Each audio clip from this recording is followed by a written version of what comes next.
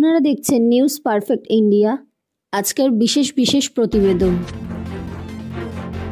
আবারও পুলিশের বড়সড় সাফল্য। একটি ঘি কারখানা থেকে ৩৫০ কেজি ভেজাল ঘি সহ সরঞ্জাম উদ্ধার করল পুলিশ। জিজ্ঞাসাবাদের জন্য ঘি কারখানার এক শ্রমিককে আটক করা হয়।